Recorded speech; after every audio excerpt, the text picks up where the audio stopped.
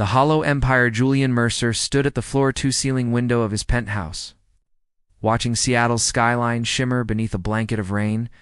At 43, he'd built Nexus Technologies into a trillion-dollar company that had revolutionized quantum computing. His face had graced Forbes, Time, and countless tech magazines. Yet as he pressed his forehead against the cool glass, none of it mattered. The pain started again, a deep electrical current that traveled from his spine to his fingertips. Julian closed his eyes, focusing on his breathing like Dr. Abrams had taught him: in, out, in, out. But the technique failed him, as it always did.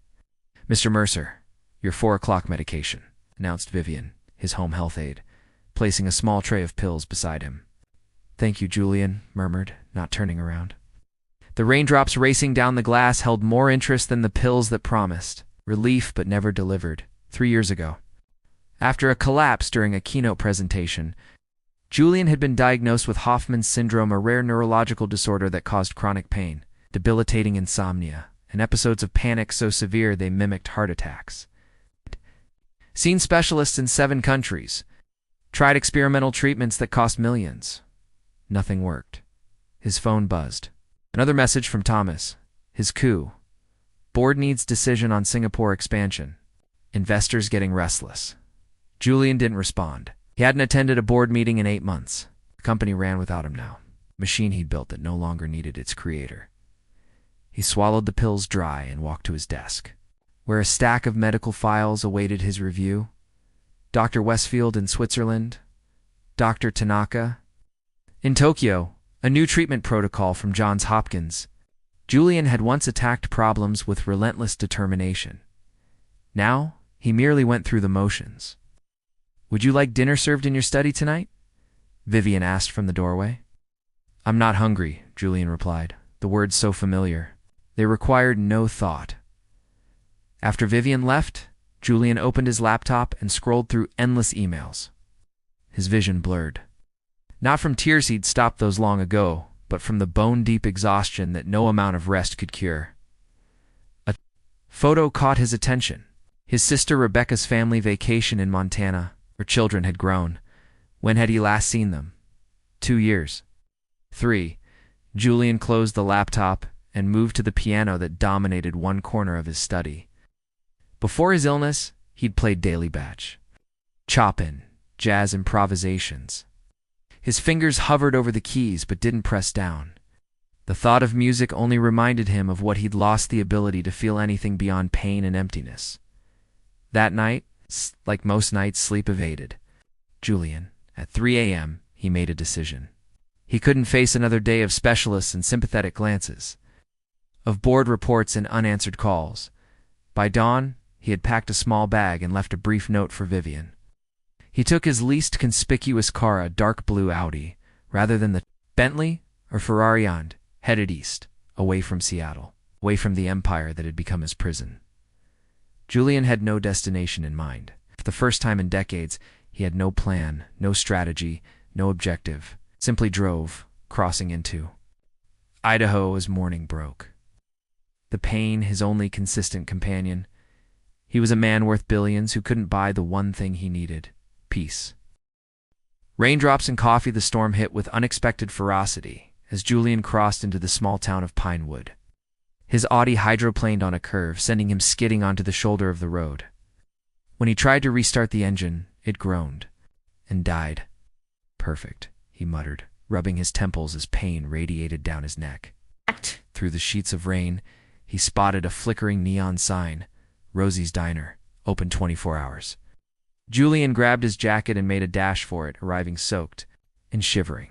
The diner was nearly empty at 11 p.m., just an elderly couple in one booth and a truck driver at the counter. Warm yellow light cast a glow over worn red vinyl seats and chrome fixtures that hadn't been updated since the 1970s. "Take a seat anywhere, hun." "I'll be right with you," called a voice from behind the counter.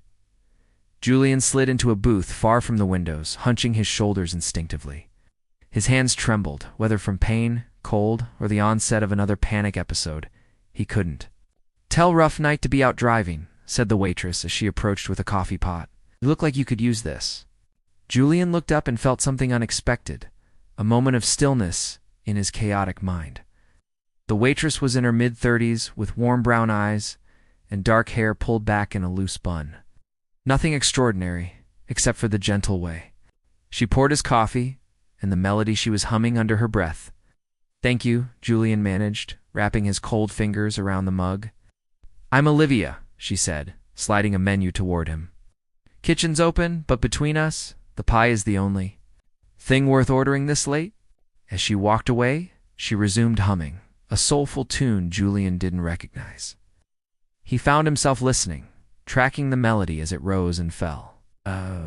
For a brief, startling moment, he realized the pain in his shoulders had receded to a dull ache rather than the usual knife-edge sharpness. Julian ordered a slice of apple pie he didn't want, just to have a reason to stay. Each time Olivia passed his table, she was humming sometimes the same tune, sometimes something new. She didn't hover or try to make conversation, seeming to sense his desire for space. The elderly couple left. The truck driver paid his bill. Soon, Julian was the only customer. "We close at midnight," Olivia said, refilling his coffee. "But no rush, that storm isn't letting up." Julian nodded, noticing the small silver treble clef pendant around her neck. "You're a musician?" A shadow crossed her face. "Used to be. No, I just sing to myself and my son when he can't sleep." "You have a beautiful voice," Julian said, surprising himself with the compliment. Olivia smiled, not the practiced smile of someone who needed his approval, but the genuine expression of someone who knew her own worth. "That's kind of you." "To say, what was that song you were humming earlier? Something I wrote years ago," she admitted. "Old habit, drives my boss crazy, but there are rarely complaints when it's this empty." As midnight approached, Olivia began closing tasks, wiping down counters, refilling salt shakers. All the while, she sang softly to herself, unaware of how intently Julian was listening or how, for the first time in 3 years, the constant static in his brain had quieted. When his phone buzzed with texts from his assistant wondering where he was, Julian silenced it without looking. Tonight, in this faded diner with its chipped mugs and handwritten specials, he'd found something no specialist or medication had given him, a moment of reprieve. "Your car," Olivia said, breaking his reverie. "Do you need to call someone?" "Figure it out tomorrow," Julian replied. "Is there a motel nearby?" "Pine Valley Inn, about half a mile down the road." She hesitated, but in this weather. "My brother's a mechanic. I could give him a call in the morning. Have him look at your car, Julian." Should have said no. Should have called his team. Had them send a car. Whisk him back to his controlled environment. Instead, he heard himself say, "I'd appreciate that." He walked through the rain to the modest motel. Julian realized something extraordinary. For the first time in years, he was curious about tomorrow. Notes of healing 3 days turned into a week. Julian's car required parts that needed to be ordered, or so Olivia's brother Ben had explained. Julian suspected the mechanic was taking his time, perhaps hoping to extract a premium from the out-of-towner. With the expensive car, strangely. Julian didn't mind. He'd taken a room at the Pine Valley Inn, a far cry from his penthouse, but clean and quiet. Each night, he found himself at Rosie's diner during Olivia's evening shift. Sitting in the same booth, ordering different items from the menu he barely tasted. What he hungered for was her voice. "You're becoming a regular," Olivia commented on. His 5th visit, sliding a piece of blueberry pie in front of him that he hadn't ordered. "On the house. You've single-handedly kept us in business this week." Julian smiled, a genuine expression that felt foreign on his face. "Your brother assures me the car will be ready soon." "Anne always says that." Olivia rolled her eyes. "He's a perfectionist." "That's reassuring, actually." Olivia leaned against the booth, studying him with those perceptive eyes. "You know, in a town this size, people talk. Nobody seems to know why a man in clothes that expensive is staying at the Pine Valley, eating at Rosie's every night." Julian tensed. "Does it matter?" "Not to me," she shrugged. "We all have our stories." That night, after the diner emptied, Olivia didn't immediately start her closing routine. Instead, she brought a cup of tea for herself and sat across from Julian. "Shift ended 10 minutes ago," she explained. I'm just a customer now. Julian nodded, unsure how to navigate this shift. I lost my husband 3 years ago, Olivia said without preamble. Car accident. 1 minute we were planning our future, the next I was a widow with a 2-year-old son. Julian remained silent, recognizing the gift of her confidence. Music was our thing, she continued. We had a band in college, nothing famous, but we got gigs. After Daniel died, I couldn't sing anymore. Not really. Just these little fragments when I'm not thinking about it. She traced the rim of her teacup. Everyone said time would heal it. They were wrong. I'm sorry, Julian said, meaning it. Why do you come here every night, Julian? Her direct question caught him off guard. After a long pause, he told her, not everything, not about Nexus Technologies or his billions, but about the mysterious. Illness, the specialists, the medications, the gradual withdrawal from life. And your family? Olivia asked. Sister, nephew, niece, I've pushed them away, and they let you. The question stung with its accuracy. They tried, I made it impossible. Olivia nodded, understanding in her eyes. The first year after Daniel died, I was cruel to people who tried to help. It's easier than admitting you're broken. They sat in comfortable silence until Olivia spoke again. Tomorrow's my day off. I'm picking up my son Noah from my mother's. We're going to the lake. She hesitated. You could join us, if you wanted. Julian's instinct was to refuse. Lakes meant people, noise, expectations. But he heard himself say, I'd like that. The next day at Lake Pinewood, Julian watched Olivia chase her 5-year-old son along the shore. Noah had her eyes in an infectious laugh. And the boy offered Julian a special rock he'd found. Julian accepted it solemnly, as if receiving a precious gift. That evening, as they sat on Olivia's modest porch while Noah slept inside, Julian realized he'd gone the entire day without taking his pain medication. The constant ache was still there, but somehow muted, manageable. Would you sing something? He asked suddenly. Full song, I mean? Olivia looked startled, then nervous. Haven't really sung for anyone since. ... Please, Julian said softly. Your voice, it helps somehow. She studied him for a long moment, then nodded. Without accompaniment, on a porch swing in a small town, Olivia began to sing a song she'd written for her son after his father died. Her voice clear and soulful, Al filled the night air with a melody about finding light in darkness. Julian closed his eyes, letting the sound wash over him. Something long frozen inside him began, ever so slightly, to thaw. Harmonies of truth. 2 weeks into his stay in Pinewood, Julian received an urgent call from Thomas, his coup. Julian, we're facing a hostile takeover. The board is fracturing. We need you back. Sitting on the bed in his motel room, Julian felt a familiar pressure building in his chest, the prelude to a panic attack. But instead of spiraling, he focused on the memory of Olivia's voice, using it as an anchor. I need 3 more days, he told Thomas. Then I'll return. After hanging up, Julian made another call to Dr. Catherine Emerson, the neurologist who had first diagnosed him. Their conversation was brief but significant. That evening at the diner, Julian arrived early. Olivia was surprised to see him at the start of her shift rather than the end. Everything okay? She asked, concern in her eyes. I need to talk to you, Julian said. After your shift, the hours crawled by. Julian watched Olivia work. The way she remembered every regular's order. How she slipped a free dessert to a young couple clearly on a budget date. The patience she showed with a fussy child. All while humming, always humming, when the last customer left. Julian helped her turn the chairs onto tables, a routine they'd established in recent days. I'm leaving tomorrow, he said once they were seated in their usual booth. Olivia's expression flickered, but she nodded. Your car's been ready for days, you knew? Ben told me a week ago. She gave a half smile. I asked him to take his time. The confession hung between them. I haven't been entirely honest with you, Julian began, then told her everything. About Nexus Technologies, his wealth, his position. As he spoke, he watched her carefully, looking for the shift that always came when people realized who he was. It never came. Does that change how you see me? He asked when he finished. Olivia considered him head tilted. Should it? You're still the same man who sits in my section every night, who helped Noah build a sandcastle, who listens when I sing as if it's the most important sound in the world." Julian felt something release in his chest. "There's more. I spoke with my doctor today. She believes my condition may have a significant psychological component. That the trauma of my parents' deaths, my workaholism, years of suppressed grief, it manifested physically." "That makes sense to me," Olivia said gently.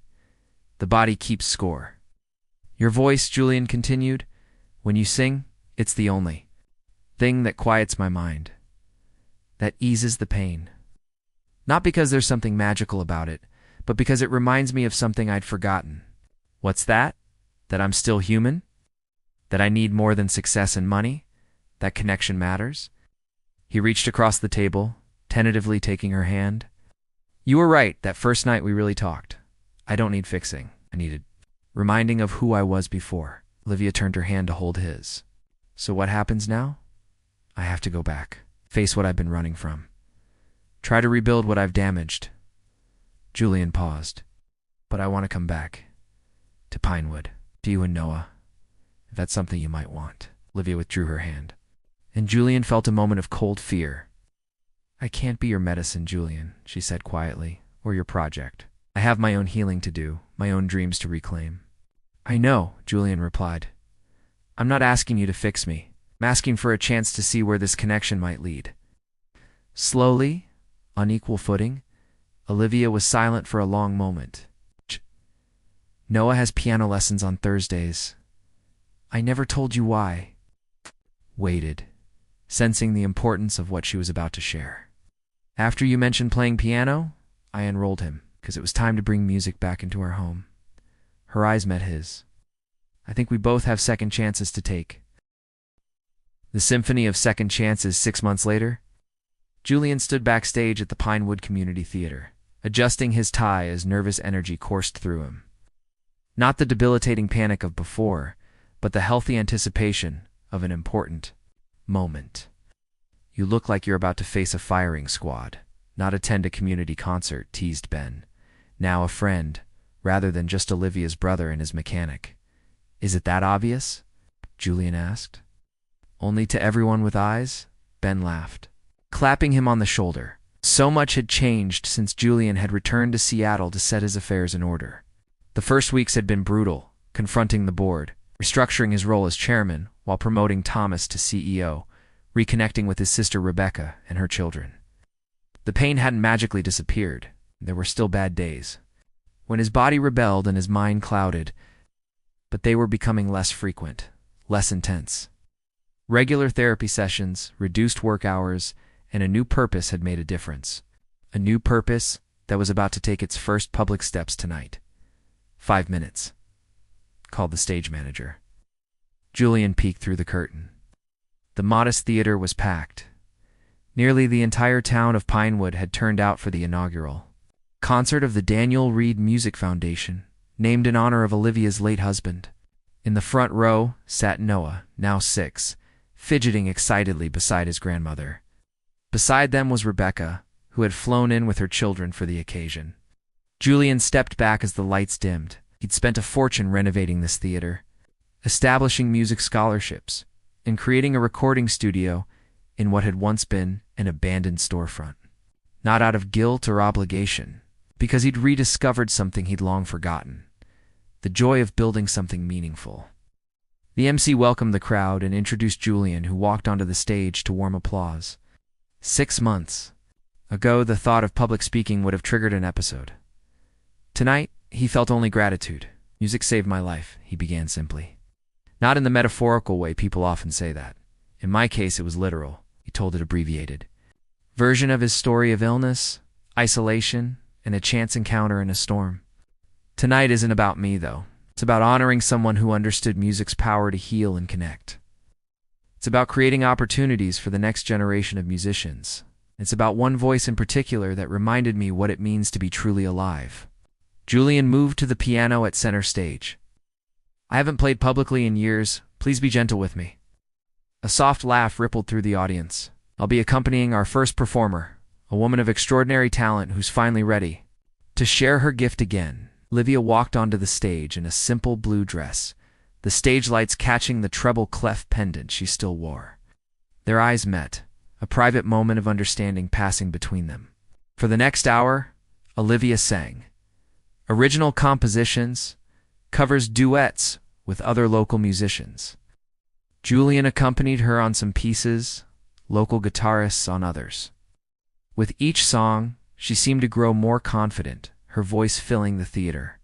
With emotion that had the audience alternately in tears and on their feet, when Noah joined them on stage for the final number, proudly playing the simple piano part he'd learned for the occasion, Julian felt a completeness he'd never known in his years of corporate success. After the concert, as they celebrated with friends and family at Rosie's Diner, which Julian had helped, Olivia purchased from the retiring owner, Rebecca pulled her brother aside. "I haven't seen you this happy since before Mom and Dad died," she said, eyes shining with tears. "I'd given up hope." Julian hugged her tightly. So had I.